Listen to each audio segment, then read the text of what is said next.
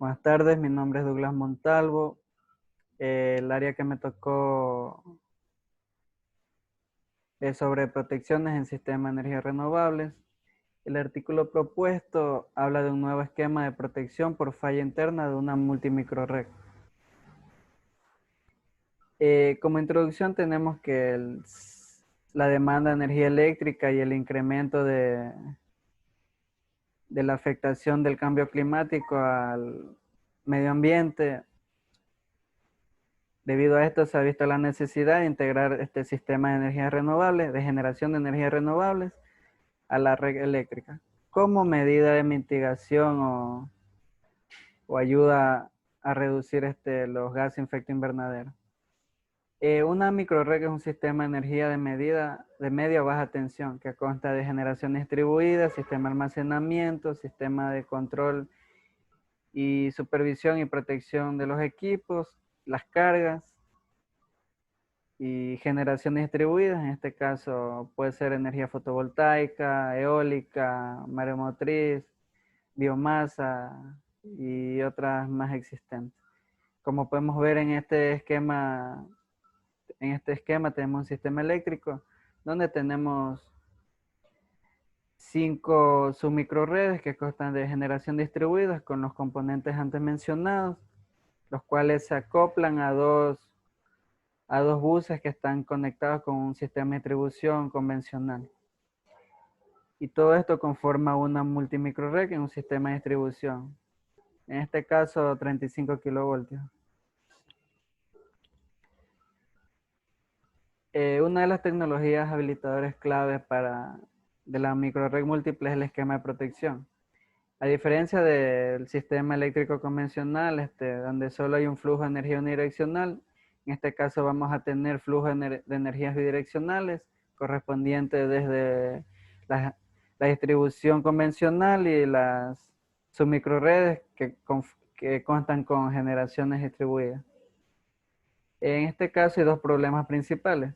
Primero, la estrategia de control.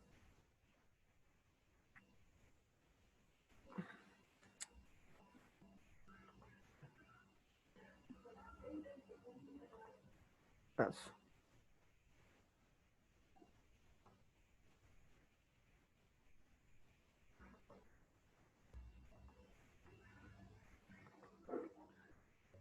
Perdón. En este caso, la estrategia de control de la generación distribuida que tiene un gran impacto en el análisis de las características de las fallas, donde se ignoran la mayoría de los esquemas de protección. En segundo lugar, la mayor parte del trabajo existente se centra en una sola multimicrored, sin tener en cuenta la interconexión e interacción con las demás microredes adyacentes. Por lo tanto, las características de la falla difieren entre las multimicroredes, las redes de distribución activas y las microredes. Como metodología propuesta, se propone un nuevo esquema de protección para fallas internas de multimicroredes, que consideran la estrategia de control de la generación distribuida, así interconexión e interacción en microredes adyacentes. Se propone un esquema de admitancia medida que analiza el gráfico vectorial del voltaje y la corriente antes y después de la falla.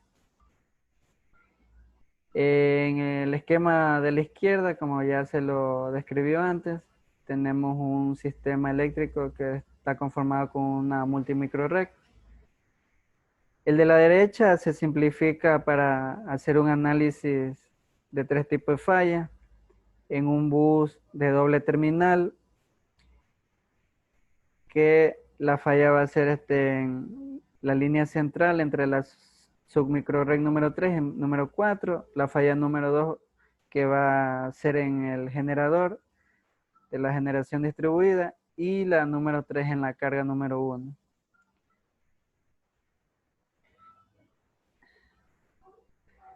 Al controlar la apertura y el cierre del punto de acoplamiento común, para este caso, en este esquema se abre el punto de acoplamiento común número 3 y número 4 para hacer un análisis en un sistema radial y luego un sistema en anillo también. Se puede lograr el control y la protección coordinados de toda la microred múltiple. La multimicrored tiene los siguientes 3 modos de funcionamiento. Cuando no hay falla, funciona en modo conectado a la red. Segundo, si ocurre una falla en la red de distribución, la multimicrored cambia a modo aislado. Este sería para cada submicrored que cuenta con generaciones distribuidas. Para la falla interna de la multimicrored, la submicrored defectuosa se desconectará y las zonas permanecerán operativas en modo conectado a la red.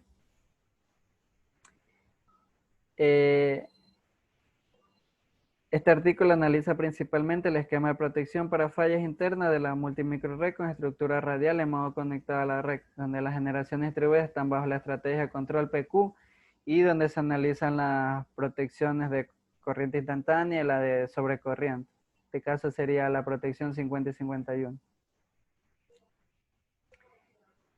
Para el análisis, un diagrama de línea simplificado se muestra en la figura número 3, donde se puede ver cómo se comporta el flujo de potencia entre el bus X y el bus Y, que sería previo y posterior a la falla. La fase y la diferencia de fase de las admitancias medidas antes y después de la falla del terminal X son la diferencia del ángulo número 1 con la diferencia del ángulo número 2, que vendríamos a tener como resultado la diferencia del ángulo X, que sería igual a la diferencia del ángulo número 2 menos la diferencia del ángulo número 1, que se encontrarían en un rango de menos 90 grados a 270 grados. Que cada uno de ellos sería el argumento de la admitancia. Y los argumentos de la admitancia serían igual al argumento de la corriente menos el argumento del voltaje en el nodo X.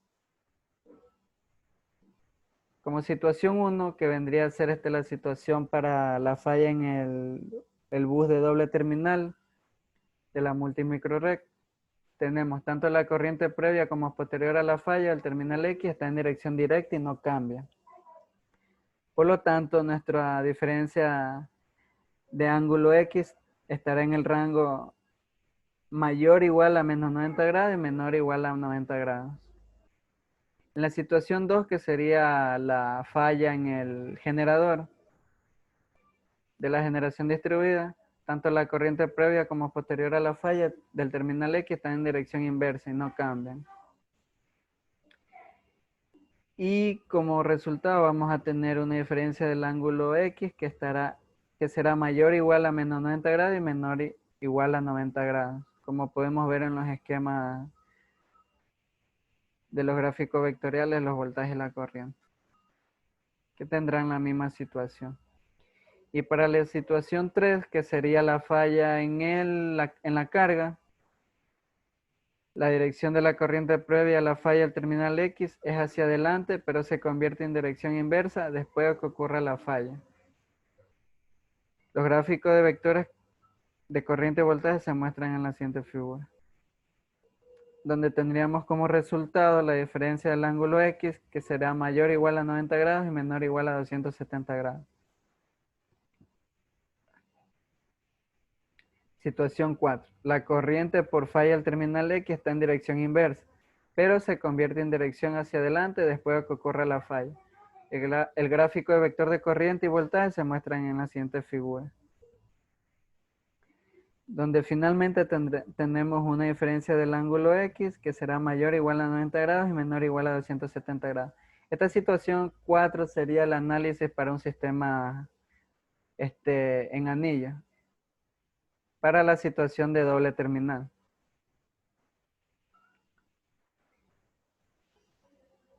Finalmente se puede mostrar en esta gráfica para la falla 1, 2 y 3, como tenemos el rango de los ángulos en condiciones normales y en falla para el alimentador de doble terminal y el alimentador de terminal único, en el cual se encuentra el alimentador de la generación distribuida y el de la carga, donde tenemos la diferencia del ángulo y la admitancia. Por ejemplo, para el de doble terminal, en la falla 1, la admitancia incrementa significativamente y cuando está en falla se va a encontrar entre 90 90 y menos 170 grados y menos 90 y menos 90 grados. Y así cada una de las fallas. Ya tenemos un criterio inicial para discriminar cada tipo de falla en la multimicrored. En general, los sistemas de criterio de falla se utilizan para detectar la falla interna de las microredes múltiples. Criterio 1.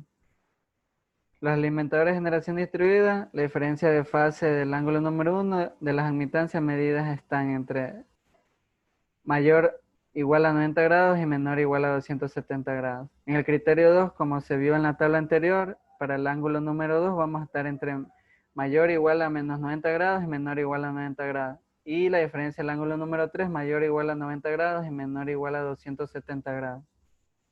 El criterio número 3, que sería para el alimentador de la carga,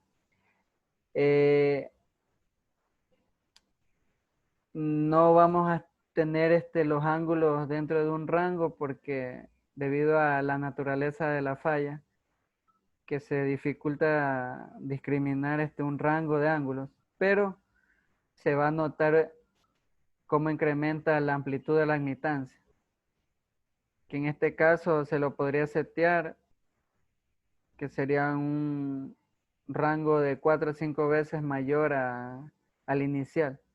Y se lo puede tomar como criterio para discriminar si está en condiciones normales o en falla el alimentador, para este caso. A diferencia del criterio número 1 para la falla de doble terminal y el criterio número 2 para la falla en el generador, el terminal del generador. Como, como diagrama de flujo o esquema para discriminar cada uno de los criterios anteriormente mencionados, por ejemplo, iniciamos de un criterio inicial, el cual se calcula la diferencia del ángulo número 1 del alimentador de la generación distribuida. Si satisface con este criterio, juzgamos el tipo de falla y debería actuar la protección, ya sea instantánea o de sobrecorriente. Y si no cumple con ese criterio, se procede a calcular el ángulo de fase número 2 y la diferencia del ángulo número 3 en el alimentador de doble terminal. Si satisface el criterio, se juzga el tipo de falla y debe actuar la protección. Y si no cumple con este criterio, se procede a calcular la admitancia en el alimentador de la carga. Y si satisface el criterio, debe actuar la protección para este tipo de falla. Y si no, se hace un ciclo cerrado, el cual vuelve a calcular cada tipo de falla hasta poder discriminar el tipo de falla, donde debe, ya sea en el doble terminal, en la carga o en el generador. Como conclusiones tenemos el cambio de admitancia medida del bus es el resultado de la acción conjunta del voltaje y la corriente, como se analizó vectorialmente. La información de cambio de las amplitudes de admitancia medidas antes y después de la falla es significativa y puede definirse como el criterio de protección para los alimentadores de carga. También se introduce una gran redundancia en la derivación del criterio de protección y las fallas en diferentes alimentadores para la multimicrored se pueden distinguir de manera efectiva. Por lo tanto, se puede implementar un sistema de detección y ubicación de fallas. Sin embargo, tenemos un inconveniente. Para las fallas de alta impedancia, las características de cambio de la corriente y el voltaje no son significativas y pueden producir al fallo del criterio número 3, el cual no sería correcto. Por lo tanto, para las fallas de alta impedancia en los alimentadores de carga podrían no detectarse, que es la principal limitación de esta propuesta. Eh, Esto sería todo, compañeros. Maestra docente, muchas gracias.